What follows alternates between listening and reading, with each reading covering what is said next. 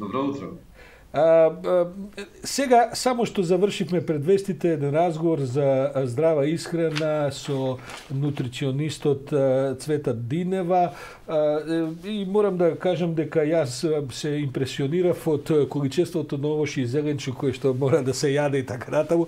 Малку се пошегував дека па се и некоја зарба и чварки ако каснеме не е баш крај на светот. Предпоставувам дека во овие постпразнични, уште не е завршено, стара нова година допрва следува, па потоа водици, има тука уште малце софри кои што ќе треба да се, макар и во кругот на семејството кои што ќе треба да се обслужат. Сепак, каков е овој период во однос на нападот, да кажем, врз здравиот живот, за кој вие сте секако стручен многу повеќе од мене? Најважното кое што јас секогаш го повторам во овие денови е само да не се претера. Значи, иако ризикот нели од тоа во овој продолжен период е релативно поголем. Меѓутоа, ниту чварките кои што ги спомнавте, ниту било што кое што е составен дел од овој период и од овој начин на исхрана во празниците, ако биде во доволно умерена количина, нема шанси да му направи проблем на здравието. Значи, не одиме во правец на претерување, на преголеми стеги, на човек да не ги осети празниците. Тоа сепак е дел од нашата култура, а никогаш нема да ни наштети ако нешто што го правиме 15 дена во годината, да го уништи, да речеме, нашето здравје, ако останатите 350 правиме така како што се очекува. Така што ние да ги... Така е, ве слушам внимателно и стара е таа грчка нели максима дека во ништо не треба да се претерува, па не само во јадењето, туку и во другите задоволства и можеби по некои мани што ги имаме и така натаму. Доктор Митов, влеговме во оваа година со едни релативно охрабрувачки трендови кога е пандемијата во Македонија, епидемијата во прашање со корона-19. Податоците покажуваат дека има стабилизирање и подобрување во сите графи практично на таа статистика, а излегува експерти кои што тврдат дека можеби сме достигнали едно ниво на колективен имунитет кој што веќе од некои 800-900 луѓе, ние и не знаеме колку граѓани има Македонија кои што живеат во моментов во државата. Меѓутоа, кои се вашите проценки, бидејќи знам дека вие тоа го следите на дневна основа и како вие ги толкувате овие статистики? Бројките паѓаат кај нас заради две причини. Првата причина е тоа, според мене. Првата причина е тоа што имаме јасно достигнување на еден значителен дел од популацијата кој што е досега веќе заразен и кој што прележал и има создаден имунитет. Ако одиме според литературата, според што вели епидемиологијата, од тоа што официјално човек го знае, што го имаме како бројки, 10 пати па до 20 пати е можно, според одредени ситуации, да биде реалниот број поголем. Значи од 10 до 20 пати на заразени. Според статистиката. Сега, ако земете предвид дека ние имавме и над 30% позитивни од тестираните во еден пролонгиран период, тоа значи дека јас повеќе би инклинирал кон 20-ката отколку кон 10-ката.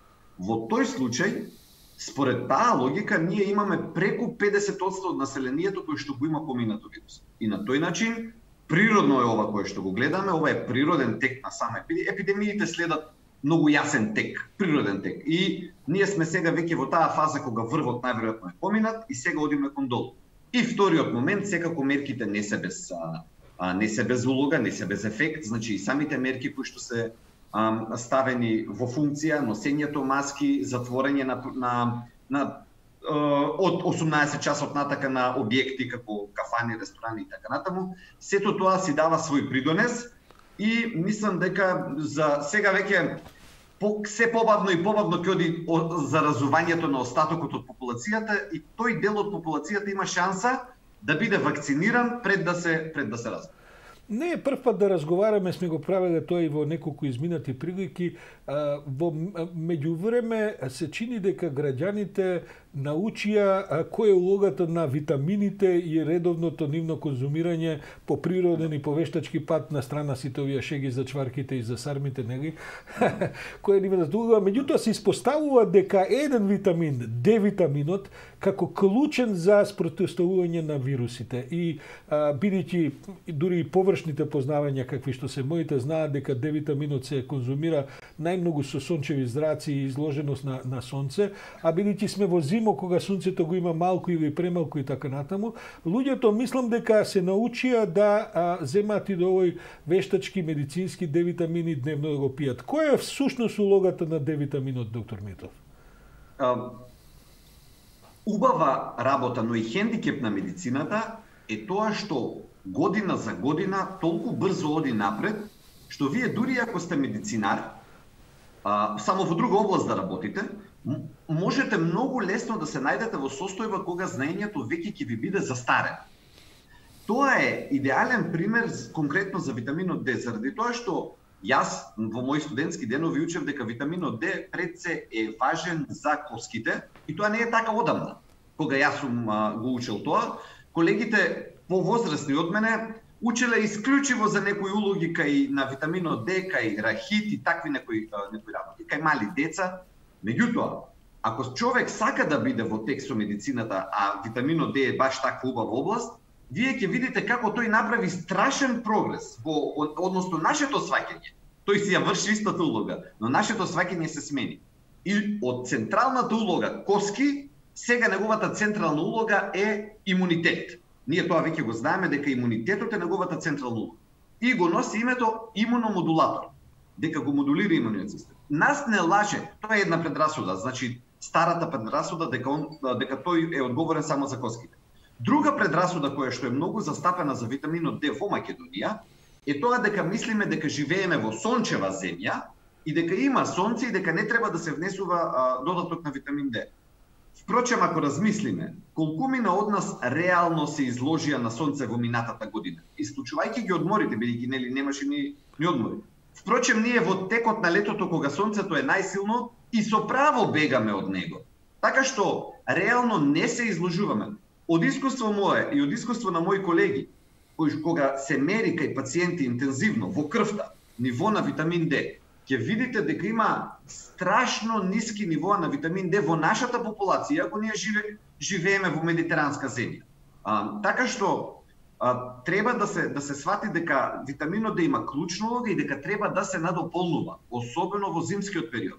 Нели? И трет, например, така по-романтичен начин на сваќање на работите, ако јадам природно, се внесувам, не ми треба ништо дополнително. Да, природно било да шетаме голи и сонцето да не зрачи и да го ствараме витаминот Д.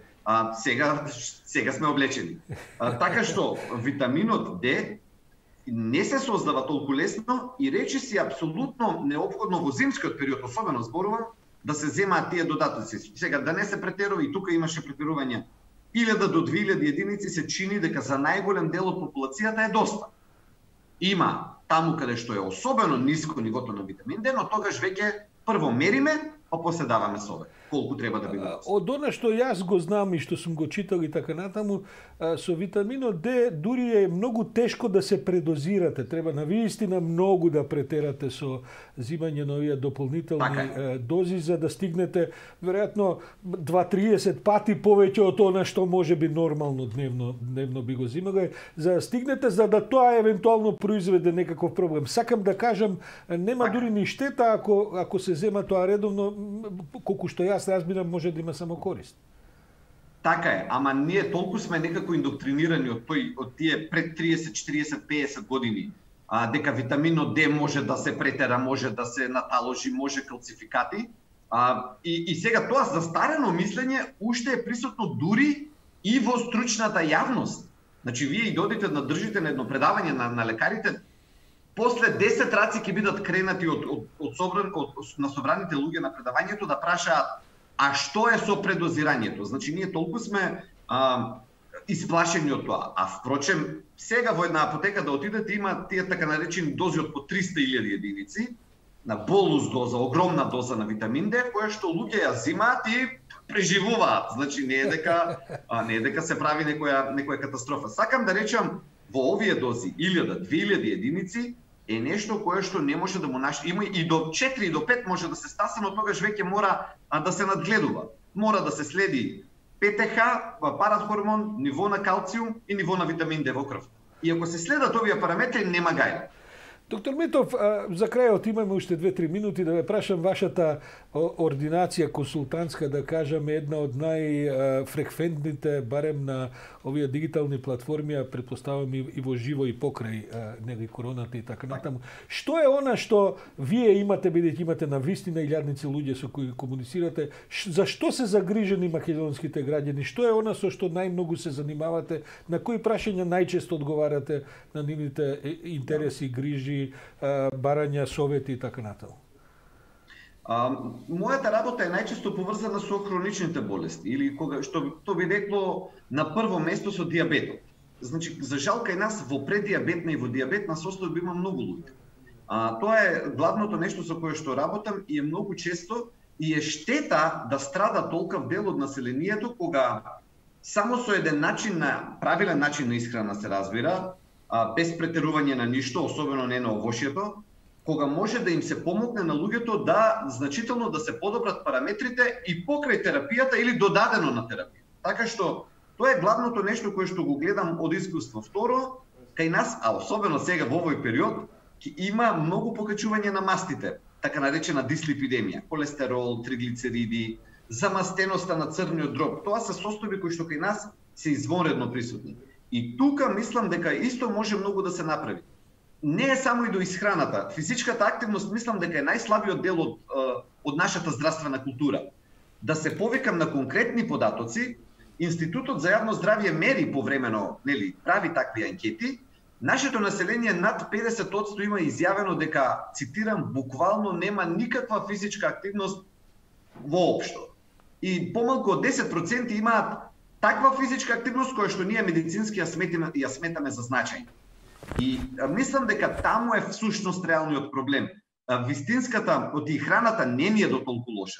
Најголемиот проблем е огромната физичка неактивност и пушењето. Тоа се двата јавно-здравствени проблеми број 1 на Македонија. И тука најмногу ни страда населението и најмногу ги собираме после последиците во болниците.